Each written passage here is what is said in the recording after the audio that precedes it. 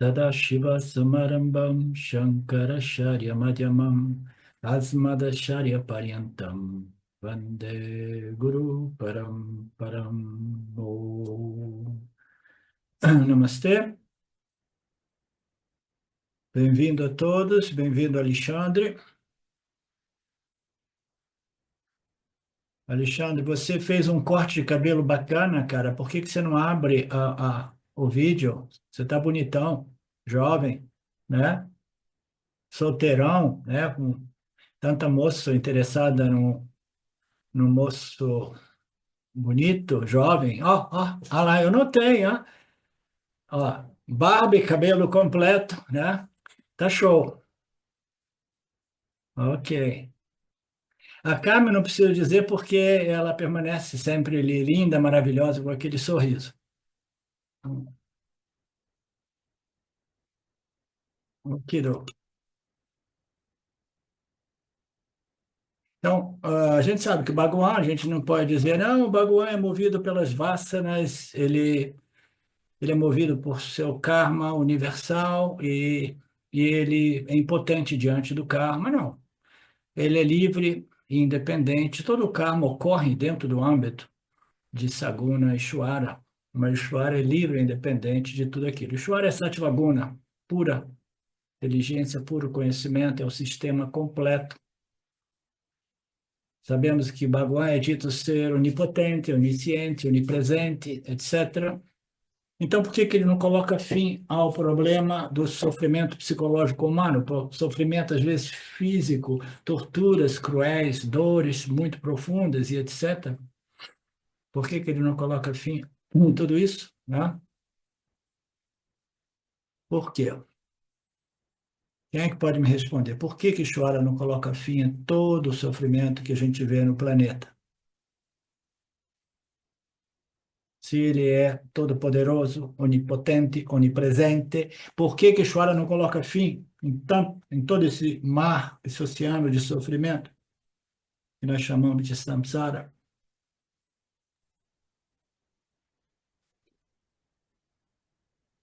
Porque isso seria uma violação ao livre-arbítrio humano. O livre-arbítrio é o pico, né? O clímax da criação é o livre-arbítrio, a inteligência humana, a capacidade inteligente desses organismos.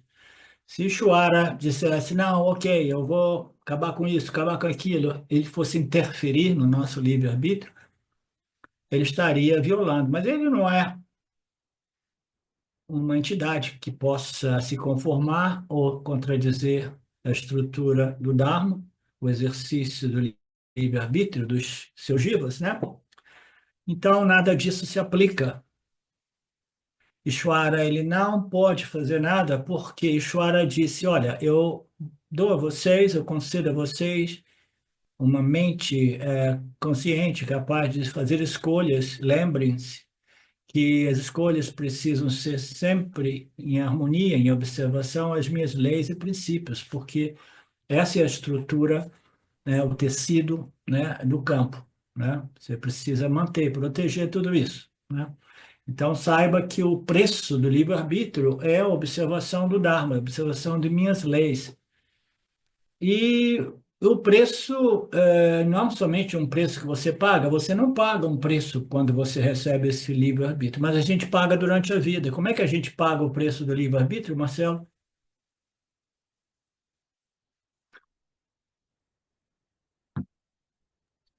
Oi, Papa. Papa. Un- Unipapa. A gente paga através do sofrimento e dos prazeres da vida, né? Então, quando a gente diz assim, eu estou sofrendo papa, então eu estou pagando o preço do exercício indevido no meu livre-arbítrio, né? Aí a gente pensa que eu estou pagando. Quando a gente colhe punha, a gente pensa, eu estou colhendo o fruto dos exercícios devidos e apropriados das minhas ações, tá? Professor, mas eu lembro daquela fala que Papa é um sofrimento imediato e punha é um sofrimento futuro, né? Porque você recebe para depois perder o punha. Sim. E também exaure, né, os punhas e acaba ficando sem punha. Mas essa é uma outra conversa, né? No final das contas, a gente sabe, nós do Vedanta Brasil sabemos que punha e papa não é a solução é transcender ambos, né?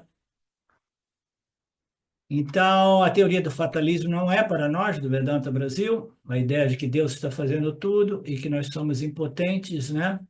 E que Deus é cruel e nós somos inocentes, né? Então, se você transcendeu, então você é simplesmente Jiva Mukta. Não, eu continuo voltando para as aulas, eu continuo tentando, né, me associar a qualquer grupo religioso, espiritual. Portanto, a negação, a rejeição do livre-arbítrio humano, como sugeria Ramesh Balsekar, é realmente um erro, né, um erro enorme, monstruoso, né? Então, este é o defeito. O defeito faz de Deus um vilão. Deus nunca será o herói que nós imaginávamos, compassivo, auspicioso, bondoso. Se você joga Deus, se você rejeita Deus dizendo que ele é um, um sadista, né? Que ele é um cruel, etc., etc., você é um adepto da teoria do fatalismo. E você, no final das contas, acabará sendo um odiador de Deus. Essas são as consequências do fatalismo. Você vai odiar Deus se você realmente não compreender que Deus não é responsável por os nossos destinos, né? E você, você vai chegar ao ponto de odiar Deus e até desafiar Deus, e é o que nós estamos vivendo neste planeta atualmente, né? Eu vi uma entrevista, acho que talvez tenha comentado com alguns de vocês, no qual Arnold, o cara que foi o governador da Califórnia, Arnold é um nome muito difícil, o segundo nome dele, né?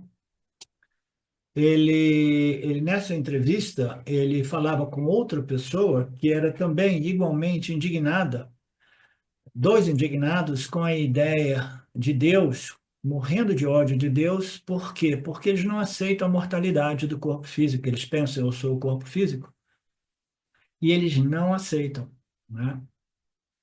Se você pensa que a vida realmente como essa galera aí, né, seja simplesmente para o desfrute dos prazeres sensoriais, independentemente do mal que você possa causar no campo, né, você está se movendo em desarmonia com as leis de Deus e você vai pagar um preço muito alto. Ele dizia, mas nós que temos uma vida, nós que somos multimilionários e bilionários, é impossível a gente não ter que morrer, né? A gente tem que arrumar um modo de viver eternamente. Eu sou indignado, eu estou puto com tudo isso. Eu não... E o cara está chegando lá, né? Perto dos 80, já cheio de cirurgia plástica e indignado, né?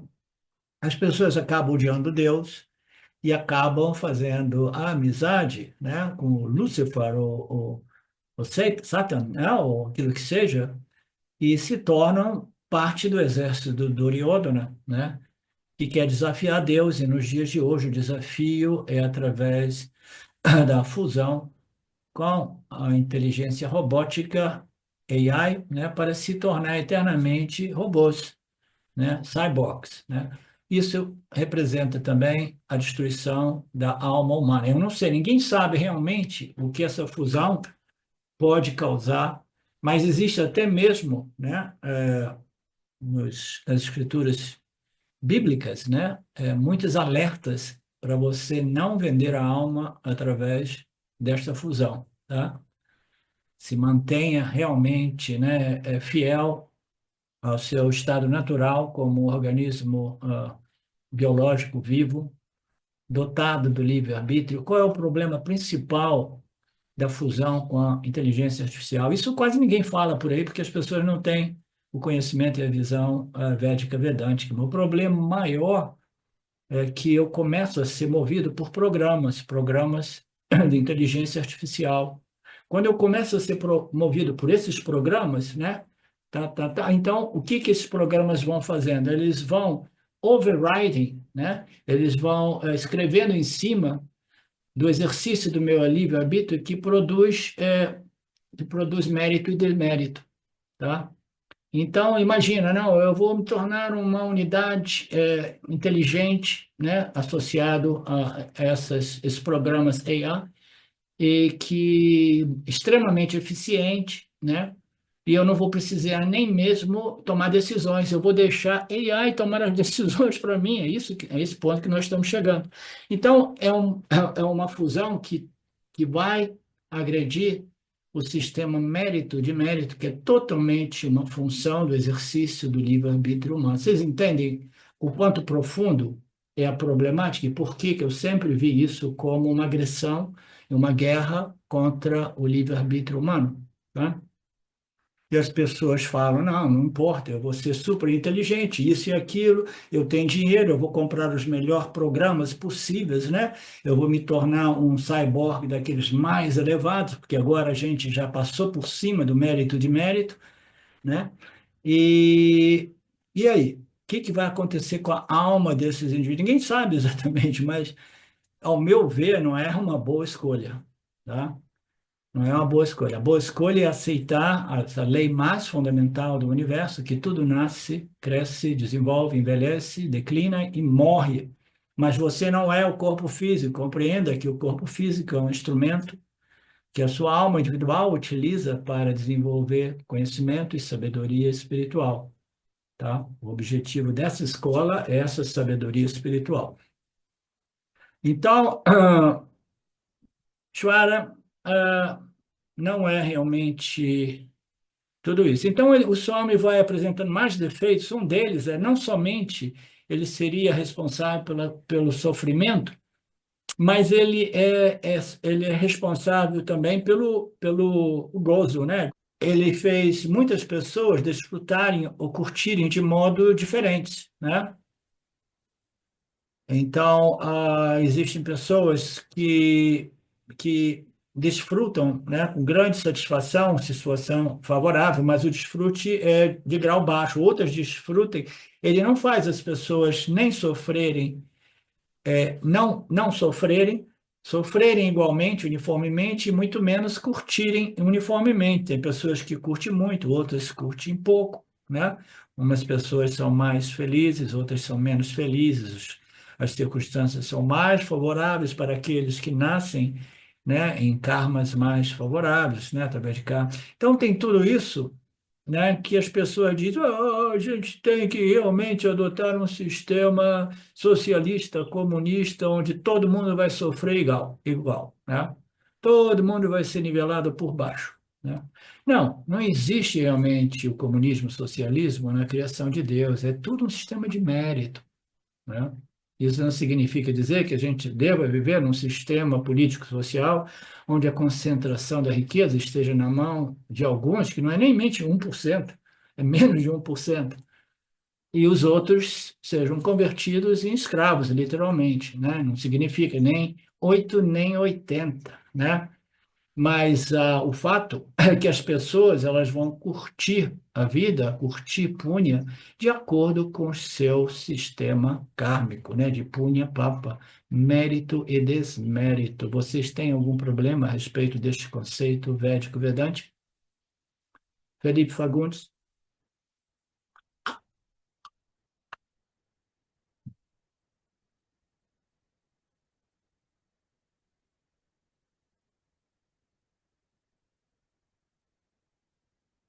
Então, quem é responsável? De acordo com essa teoria do fatalismo, Ishvara é o responsável. Esse é um grande erro.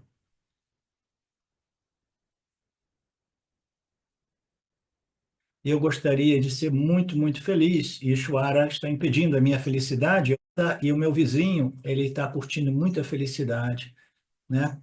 Os políticos corruptos estão curtindo muita felicidade. Esse conceito de felicidade eu tentei explicar muitas vezes sob o ponto de vista da corrupção política que existe em todo o planeta. Aqueles corruptos, multimilionários e bilionários que roubam literalmente os recursos e o dinheiro, né, de uma nação e de uma população, ele pode parecer aos olhos daqueles menos atentos que eles estão curtindo muita felicidade, mas não estão. O desfruto de prazeres sensoriais, materiais, não se traduz como realmente alegria e felicidade, tá? Toda pessoa que se faz corromper e que se torna parte de uma quadrilha, né, para sugar a energia de uma nação, né, eles não desfrutam a satisfação, o prazer e a alegria de viver, mas muito pelo contrário, estão já sofrendo papa em diversos níveis já, apesar, independentemente de todas as mansões e riquezas e dinheiro à sua disposição. Eles estão sofrendo porque a violação do Dharma causa um fenômeno muito comum que as pessoas não se dão conta porque eles vão perdendo a discriminação e a sensibilidade, eles não sabem que o violar, violar, violar, violar começa a danificar a mente do indivíduo, o corpo sutil, e essa mente é o instrumento primário do indivíduo que permite o indivíduo desfrutar prazer ou sofrer a sua experiência humana.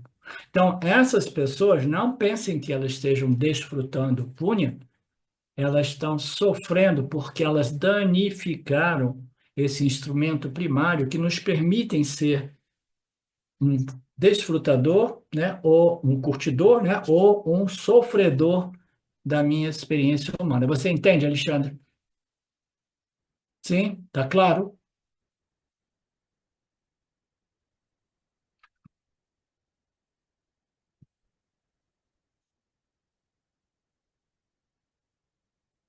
Então, todo esse conceito de fatalismo, né, ele apresenta diversos defeitos. As pessoas sofrem, Ishvara é cruel, é um sádico, né? As pessoas sorrirem, Ishvara é parcial e ele favorece a esses corruptos ladrões, né? Não, não é assim. A situação é muito mais complexa e, acima de tudo, Ishvara não é responsável pelos nossos punha-papas. Nós somos responsáveis pelos nossos punha-papas. Ah, então eu tenho controle absoluto. Não. Você é parcialmente responsável pelos seus punha-papas, mas você tem que levar em conta muitas outras circunstâncias ou fatores, né, que a gente chama de Daiva, a totalidade de todos os fatores que irão produzir o meu parábata momentâneo, o parábata, as minhas circunstâncias, as minhas situações de vida, tá? Existem dois tipos de punhas, as we know, como a gente sabe. Existe um punha circunstancial. Eu faço esse trabalho espiritualmente, eu me estou desenvolvendo através de mais e mais compreensão desta sabedoria revelada. Isso faz de modo que eu vivo em harmonia com as leis do Criador e eu começo a desfrutar mais e mais de uma paz, de uma alegria que depende desta compreensão interior, né, da compreensão do meu relacionamento com o Saguna Deus e a minha natureza como Nirguna Deus. Então, essa dinâmica deste crescente, né, conhecimento que vai se estabelecendo, vai criando, sim, uma felicidade que não depende das circunstâncias do campo. Então, o indivíduo ele pode estar aparentemente sofrendo um papa. Qual seria o papa? Né? É um colapso da economia, uma destruição de uma nação, né? Então, guerras civis, né? Caos total, roubo, saque, etc. Então, aquilo tudo, aparentemente, é um desfruto de quê? De papa, né? Mas esse é o papa circunstancial. Este é o parábada circunstancial. O parábada não circunstancial, mas interior, é o quê? Shanti, ok? Eu fui crescendo, crescendo, de tal modo que o papa circunstancial, físico, material, não é o mais importante, porque o meu foco é o desfrute interior, tá?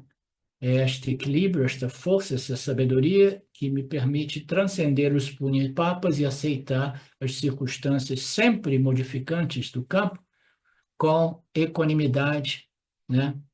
Ou sem reações extremas, né, de sofrimento ou de prazeres. Vocês entendem? Eu gosto de apresentar essas nuances, né? porque uma conversa vai levando a outra, né? Então, o Papa circunstancial é uma coisa, mas o Papa circunstancial ele pode estar existindo, né, simultaneamente com um punho espiritual, assim, uou, eu sou livre até mesmo deste Papa circunstancial. Você entende, Betânia?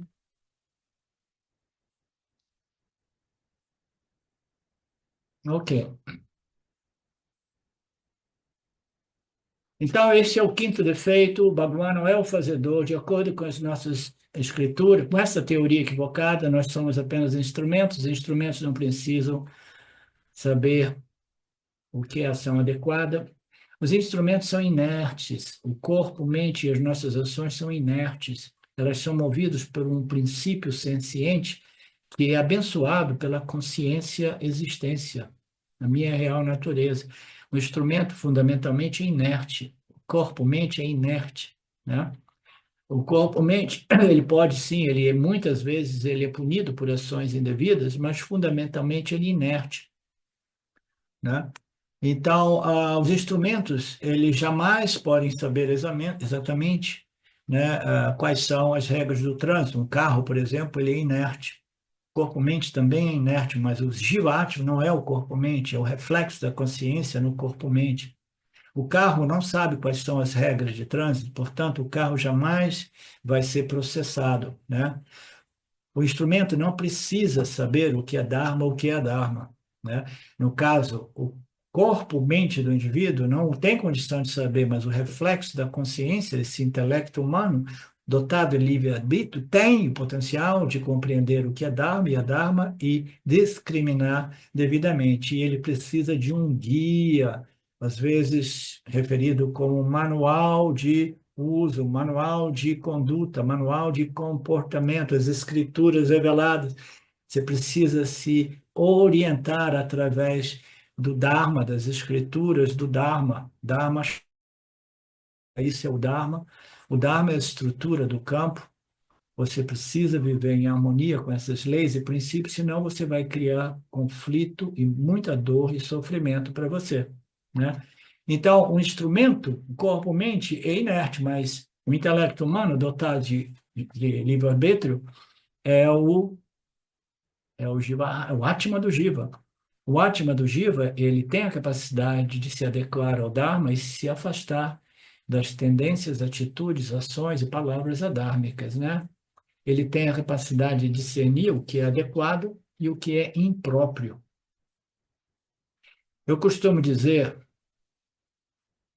por aqui e no meu outro grupo de inglês, né, que essa discriminação ela precisa ser iniciada através deste ponto, a discriminação entre Dharma e Adharma, né? Muitas pessoas, principalmente aquelas que nem passaram pelo Karma Yoga, Dharma Yoga, elas querem discriminar Satya de Mithya diretamente, sem jamais ter desenvolvido a capacidade, o exercício gradual de discriminação entre Dharma e Adharma, né?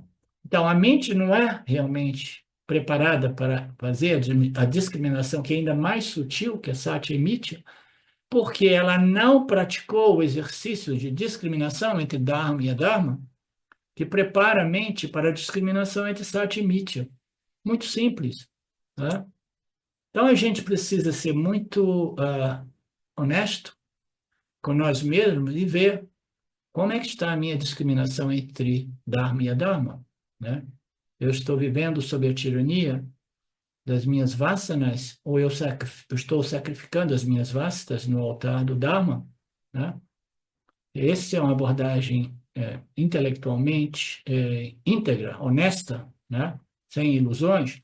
O professor está sempre nessa dificuldade. Ele tem que trazer os discípulos para a real, para evitar as fantasias e ilusões, e, ao mesmo tempo, né, sem provocar uma reação muito negativa por parte do estudante, do discípulo, que o discípulo vai embora, né? Tem que estar ali motivando, né, inspirando, né, apontando o progresso de cada um, mas ao mesmo tempo apontando o potencial, a tendência, né, de decepção e ilusão, né? Então, nós temos as escrituras que nos ajudam a acessar o nosso nível de crescimento, evolução, para que a gente não fique viajando, escorregando nas curvas ou na maionese, como queiramos, né?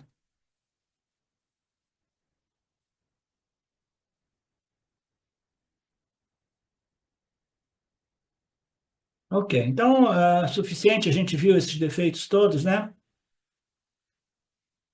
Aqui o Swami Paramarthananda, o instrumento não precisa saber o que é Dharma, o operador do carro é que precisa saber as regras do trânsito. As regras do Dharma e Adharmas, elas são deste físico, não ao corpo mental, mas o Atma do Jiva. De acordo com a teoria do fatalismo, a gente não precisa de fazer nenhum esforço, tal qual Ramesh Balsekar sugeriu. Vai para casa naturalmente, porque você é impotente, você não tem controle sobre as suas ações, você não é o fazedor, você é a consciência. E vai lá, viva a sua vida, faça muito sexo, coma comida, se divirta, porque a vida é isso, né? Então, eu lembro quando eu saí de lá, depois de ele ter dito aquilo para mim, para a Silvia, né? Não tinha quase ninguém no apartamento dele. Eu falei, não, esse cara... Eu não tinha compreensão do Vedanta, nada disso. Eu falei, mas esse cara aqui está equivocado. E eu comecei a falar mal dele lá em torno à Sangha de Lucknow, né? Então, segundo essa tradução, uma passagem do Taittiriya, tendo ensinado os Vedas, o professor, o guru, instrui o aluno. Siga o Dharma, fale a verdade, né? Viva em harmonia, em observação do Dharma. Essa é a virtude que você precisa desenvolver. Não negligencie as escrituras e o estudo das escrituras. E aqui tem uma passagem que, como eu disse, eu não pude voltar para ouvir, porque o Swami falou em sânscrito. Tendo trazido ao professor a doação desejada por ele, né? É, veja que a linha de propagação não seja cortada. Então, essa passagem é uma passagem que eu queria entender melhor. Eu não pude ver a fala do Swami, que foi em sânscrito, mas isso não significa aquilo que literalmente talvez possa parecer ser, que o guru, o discípulo tem que trazer uma doação, qualquer que seja, em dinheiro, em comida, isso e aquilo. Não. A doação, ela significa dedicação, né? Perseverança, né? Sinceridade, tendo trazido ao professor aquela dedicação desejada pelo professor. O professor só ensina pessoas que são sérias, não sérias que não sorriem, mas seriamente dedicadas a este processo espiritual, tá? Então, não significa doação, nem dinheiro, em nada, isso não existe na nossa tradição, né? Então, tendo trazido ao guru o esforço e a dedicação requerida pelo guru, né? E ao mesmo tempo observe de não pular, de não cortar uma linha de propagação. Esse conhecimento ele é desenvolvido gradualmente. O ego humano ele quer imediatamente fazer um salto e se declarar autorrealizado. Acabou, eu tenho moksha, eu não preciso mais de nada. Vocês vão ver no Kena Upanishad o Swami Paramarthananda dizendo claramente um aluno dos Upanishads deve sempre ser um aluno do Bhagavad Gita. Jamais negligencie os ensinamentos do Gita. E eu sei de pessoas que acham que eles já são yanis e eles não precisam de nada disso, não precisam do guru, né? Então, se apresente ao guru, não negligencie os Vedas, presente a seu esforço de dedicação que é requerido neste processo e não procure atalhos ou não se iluda, não caia na decepção de interromper esse processo gradual, o processo deste programa que, em geral, leva algum tempo, mais ou menos dependendo do nível de qualificação de cada um de nós. Jamais se desvie da verdade, né? A verdade aqui pode ter duas conotações, a verdade absoluta e a verdade relativa. A verdade absoluta é você já ouviu dizer que eu, Satchitananda Brahman, sou a única realidade, mantém aquilo, né? E ao mesmo tempo jamais se desvie da verdade a respeito daquilo que não é a mentira, daquilo que não é o engano, daquilo que não é a manipulação, o reconhecimento, a identificação do que é o Dharma, e a Dharma é um exercício importantíssimo neste processo de desenvolvimento. Não se desvie do Dharma, não se desvie da verdade absoluta, da verdade relativa, não negligencie a boa fortuna, né? Não negligencie a prosperidade, então, o seu crescimento, os seus méritos, né, que conduzem você nesse processo de elevação espiritual, não negligencie, não pense que você já é o cara, que você já é a cara, que você, né, entendeu? Naquela precipitação prematura do ego né, de se sugerir já bem resolvido, não negligencie nada disso. Não seja indiferente ao estudo e o ensino dos Vedas e do Vedanta. Todas essas coisas nós não estudamos porque somos todos apenas instrumentos dentro do âmbito desta teoria.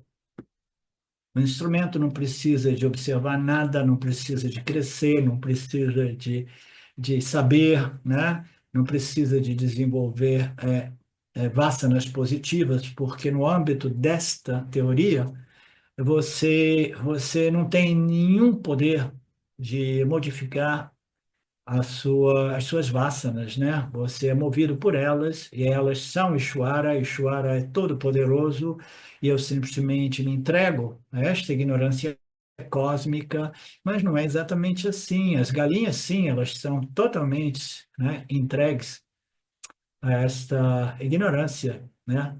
E as respostas delas são todas elas, como se diz, elas são. Eu esqueço sempre essa palavra, Betânia.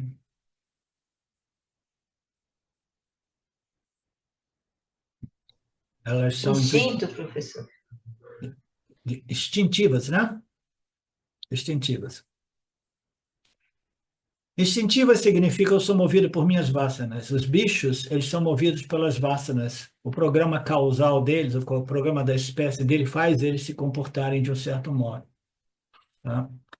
Eu tenho uma experiência curiosa aqui, porque eu peguei uns ovos e depois eu botei umas galinhas que estavam chocando. Eu comprei, são ovos caipiras, mas eram de cruzamentos entre pato e galinhas e galos. Aí nasceram uns pintinhos diferentes. E aí eles foram crescendo, e quando eu vi, eles não tinham mesmo o programa causal das minhas galinhas, entendeu? Eles tinham uma fala diferente, uns hábitos diferentes, né? Uma personalidade diferente, né? Mas, fundamentalmente, as espécies, né? Elas seguem o seu programa causal, né?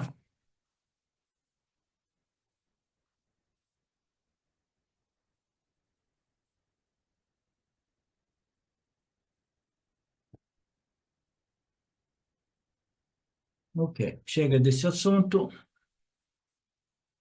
de carro, motorista, né? Acho que vocês estudantes avançados do Vedanta não precisam de uma repetição tão excessiva, né?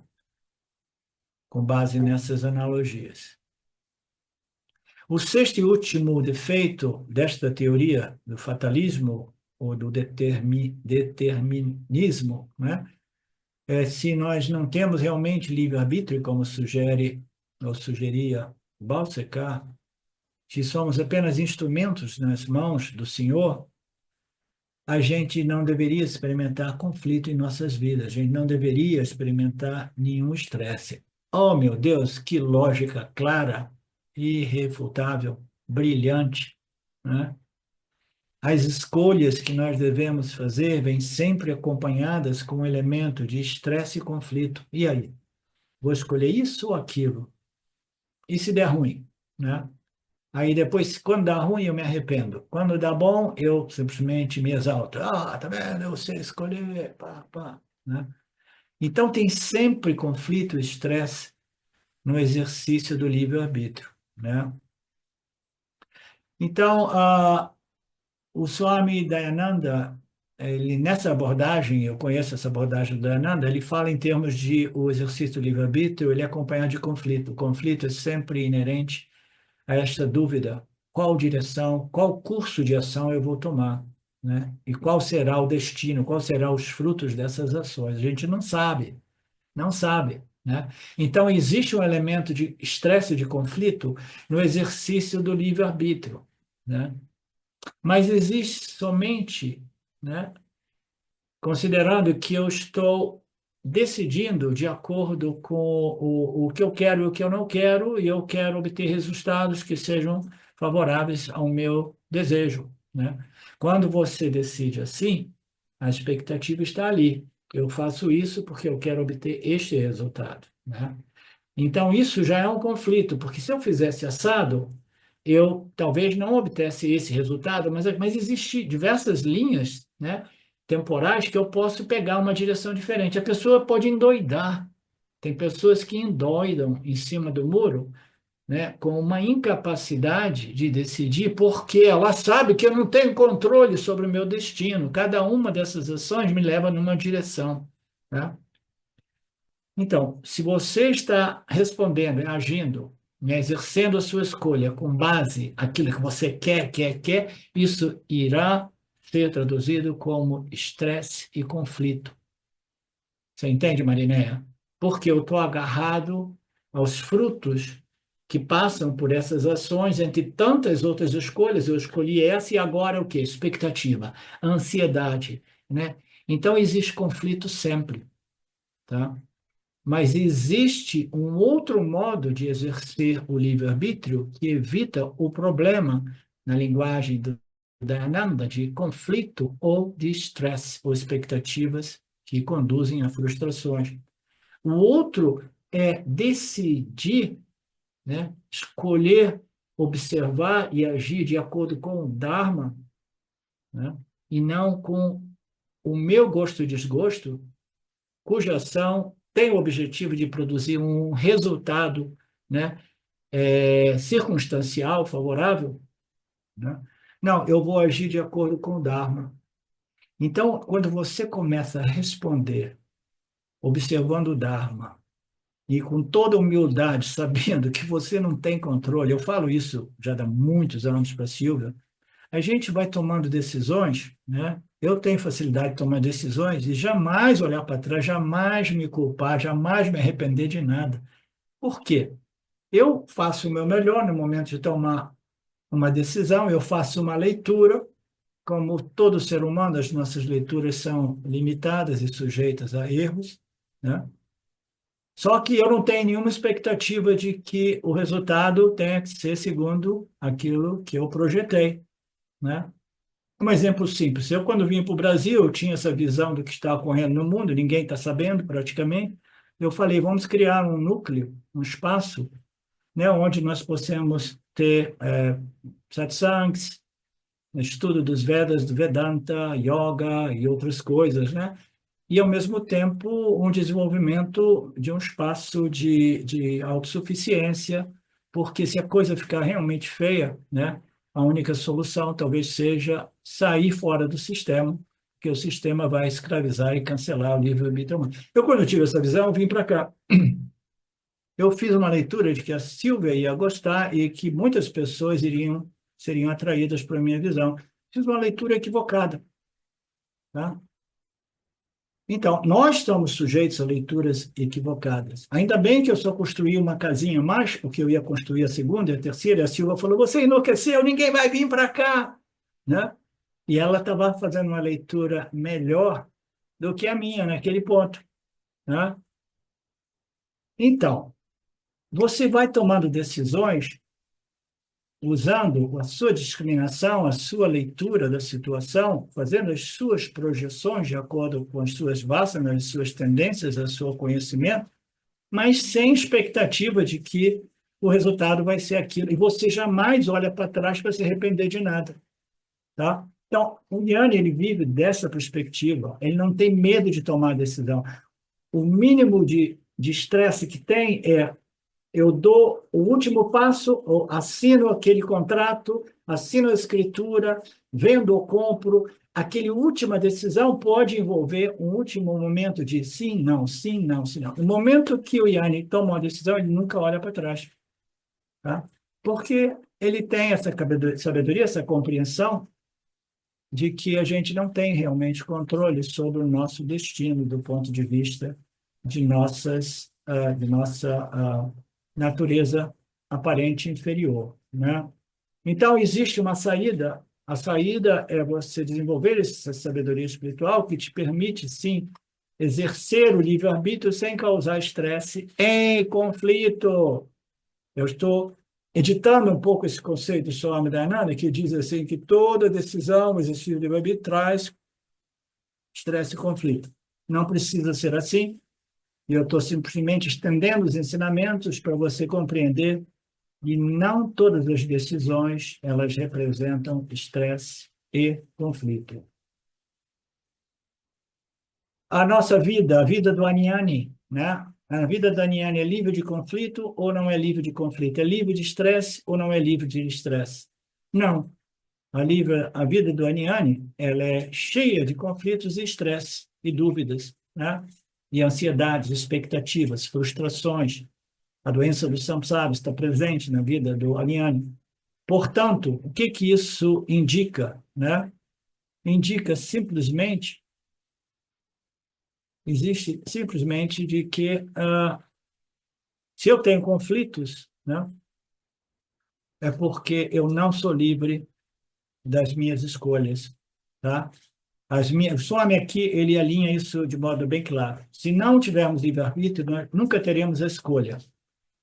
Se nós não temos escolhas, a gente nunca vai viver estresse e conflito, porque a gente não precisa escolher. Outra coisa que me lembrou essa passagem deste texto, primeira vez que eu fui visitar a Suécia, quando eu era jovem, eu já conhecia a Itália, um pouco da Itália, mas eu não morava ainda na Itália. Eu fui para a Suécia, eu fiquei impressionado quando eu entrei na shopping center, não é shopping center, lojas grandes que vendem roupas e acessórios, né, de vestimentos e essas coisas, é que o número de acessórios e vestimentos eram poucos e as cores eram duas ou três. Eu me dei conta, assim, comparando com a Itália, né, e Milano e Bergamo, que é a capital da moda, onde existe uma infinidade de escolhas, né, do ponto de vista estético, de vestimento, eu fui lá e falei assim, meu Deus, só existe duas cores de casaquinho, duas isso e aquilo. Eu olhava na rua, todo mundo vestido mais ou menos igual, né? Então, quando não tem muita escolha, você é menos sujeito à dúvida, ao estresse referente à sua escolha, etc, etc, né? E aí você não tem conflito. Mas o fato é que a gente tem escolha. Algumas sociedades oferecem mais escolhas, outras menos escolhas, e quando a escolha aparece, nós temos estresse e conflito. Então, a gente se pergunta aqui, aproveitando essa sugestão do Swamiji, observe a sua vida e veja se você experimenta estresse e conflito. Se você experimenta estresse e conflito, é porque você tem sim livre-arbítrio e você está fazendo escolhas, embora você tente se convencer de que você não tem livre-arbítrio. Você não tem livre-arbítrio, mas está fazendo escolha. Como é que você sabe que você está fazendo escolha? Porque eu estou experimentando conflito e estresse derivados das minhas escolhas, que estão sempre conectadas com as minhas expectativas, né, decorrentes daquelas escolhas. Você entende, Alexandre?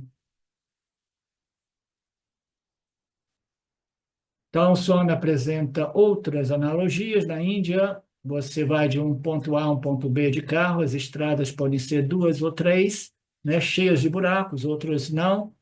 Você vai escolher e você nunca sabe. Ah, não, eu vou dessa direção, eu vou nessa direção, mas agora inteligência artificial vai lá em cima e vê, não, pega essa direção aqui porque não tem engarrafamento, né? Isso. Então, vai direcionando, né? Tem muitas vantagens em toda essa tecnologia moderna, naturalmente, né? Então, mas se nós tomamos, somente nós tomamos essas decisões, a gente acaba em dúvida, estresse e conflito. Não para todos. Tem aqueles que talvez experimentem um pouco de sim ou não, mas no momento que tomou a decisão, jamais olha para trás.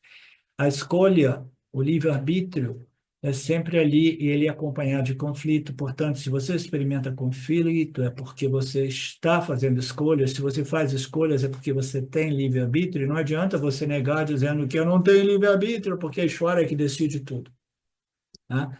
Se fosse Ishvara deveria estar experimentando estresse e conflito, e não nós, os vivos humanos. Né? Ok. Você acorda de manhã, segundo Dayananda, você já começa aquele conflito. E agora? Né? Tomo banho antes ou depois? Vou fazer café ou chá preto? Né? O que que eu vou comer? Vou fazer uma crepioca ou comer pão? Isso e aquilo? Né? Tomar banho antes ou depois? Então, todas essas são questões que, em algumas mentes, causam realmente ansiedade e aflição. Algumas. Mas existem decisões mais importantes que causam. Eu sempre pequei ou não pequei por tomar decisões ditas loucas pelas pessoas ao meu redor, sem jamais me arrepender de nada. A última não, a penúltima que eu tomei foi de deixar a Itália uns 25 anos atrás, 30 anos, para ir para os Estados Unidos e começar uma experiência nova nos Estados Unidos. Aquilo ali foi uma escolha de risco altíssimo. Consequentemente, nós quase perdemos. A Silva não se envolvia muito disso, porque eu sempre fui a mente, né, financeira, econômica, né? Mas quase a gente perdeu todas as nossas reservas, né? Então, você toma uma decisão e depois, né, naquela época, eu sofri muito, porque eu não tinha ainda internalizado, eu não tinha esse conhecimento, essa sabedoria, né? E eu me arrependi, né? O arrependimento consome o indivíduo, né? Então, o conflito aparece quando as escolhas são mais difíceis, né? Mais difíceis. De vou divorciar ou não vou divorciar? Essa é uma decisão difícil.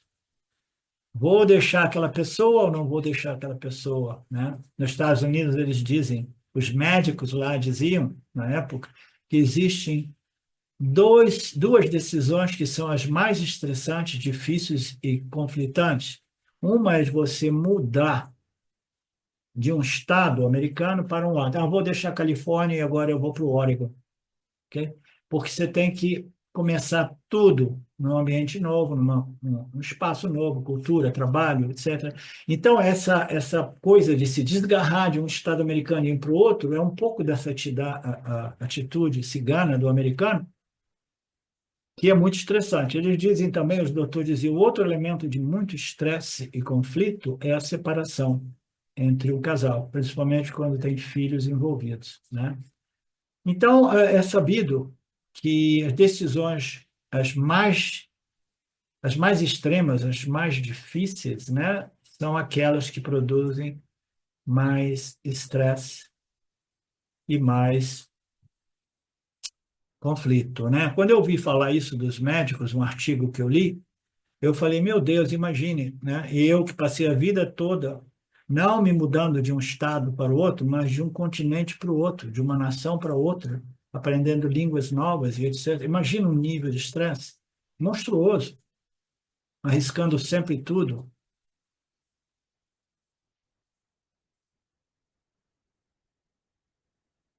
Ok, o motorista é apenas um instrumento, o carro é um outro instrumento, e no caso, se você for o motorista, se você estiver guiando o seu patrão, porque você é o motorista particular, a escolha não é sua, a escolha é do seu patrão, o karma não é seu e você é completamente relaxado porque você não teve que tomar a decisão de ir por este percurso ou aquele outro, né? Então, o mesmo conceito,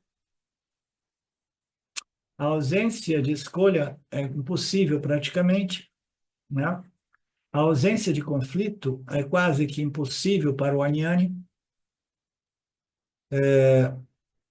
Nós temos sim o livre-arbítrio. Se nós não tivéssemos livre-arbítrio, nós seríamos todos jivan muktas, né?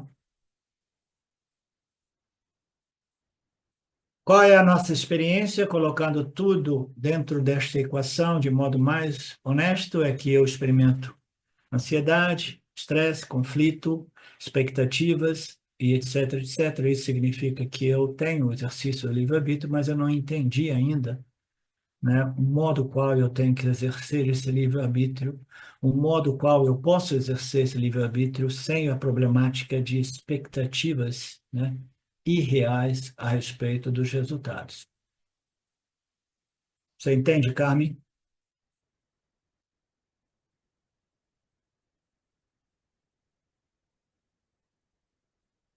Se você encontra alguém que diz você não tem livre-arbítrio, você fala, ok, exatamente como as minhas galinhas, eu não vou nem mais falar com você. Aí o Swami fala, é como os indianos que mudam para os Estados Unidos, e eles foram vegetarianos toda a vida aqui, e lá todo mundo faz churrasco no fim de semana, isso e aquilo, eles começam a entrar no conflito. E agora, eu vou permanecer vegetariano ou vou começar a comer carne, né? Aí o Swami diz, um leão, uma onça e um tigre nunca tem nenhum conflito se ele deveria ser vegetariano ou não vegetariano, ok? Então a gente fica por aqui. Alguma, alguma questão, alguma colocação, algo mais?